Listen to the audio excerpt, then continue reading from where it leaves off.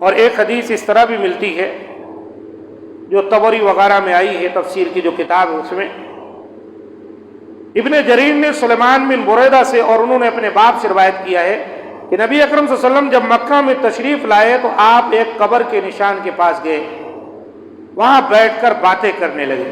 مکہ میں تشریف لائے یعنی جب آپ مدینہ چلے گئے تھے اور وہاں سے جب آپ کو موقع ملا مکہ تشریف لائے تو ایک قبر کے پاس آپ گئے اور وہاں بیٹھ کر کچھ آپ باتیں کرنے لگے، جیسے گفتگو کر رہے ہیں۔ پھر اشکبار ہو کر اٹھ کھڑے ہوئے روتے ہوئے۔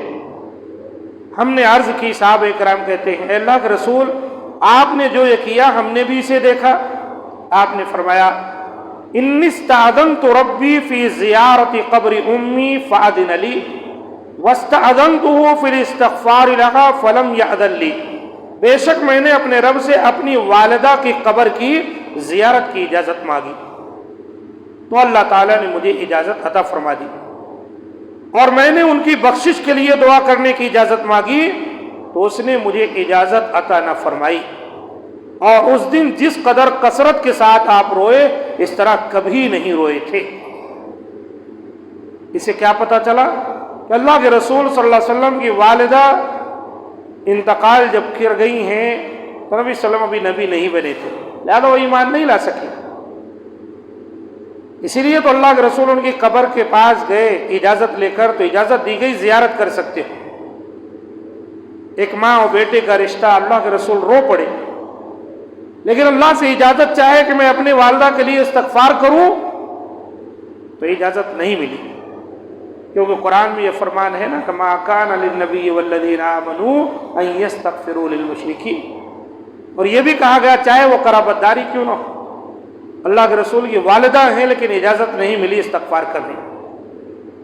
اسی طرح نبی صلی اللہ علیہ وسلم کے والد محترم کے بارے میں بھی مسلم شریف میں حدیث آتی ہے کہ ایک مرتبہ ایک صحابی آئے اور کہنے لگے، اللہ کے رسول میرے والد کہاں ہیں؟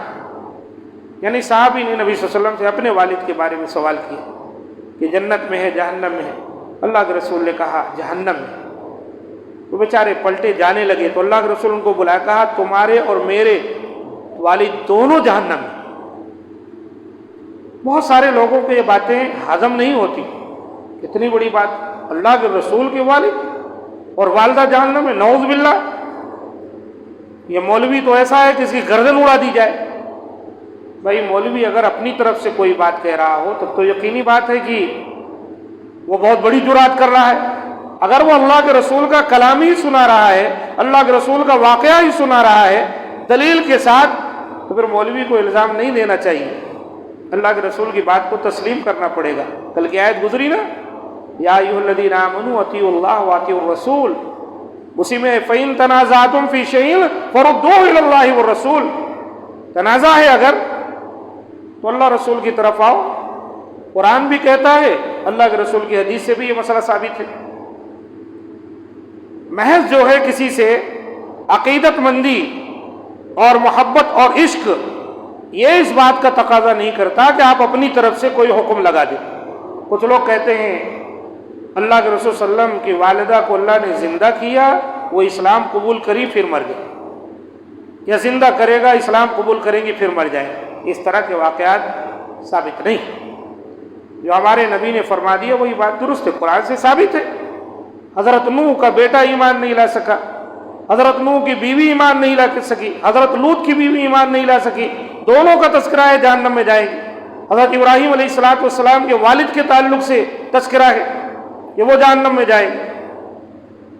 حضرت ابراہیم نے بھی کہا تھا میں اپنے والد کے لیے استغفار کروں گا، لیکن جب ظاہر ہو گیا کہ جہنمی ہے، ایمان لانے والا نہیں، شرک میں مرنے والا ہے یا مر گیا، تو انہوں نے پھر اس سے برات کا اظہار کر دیا۔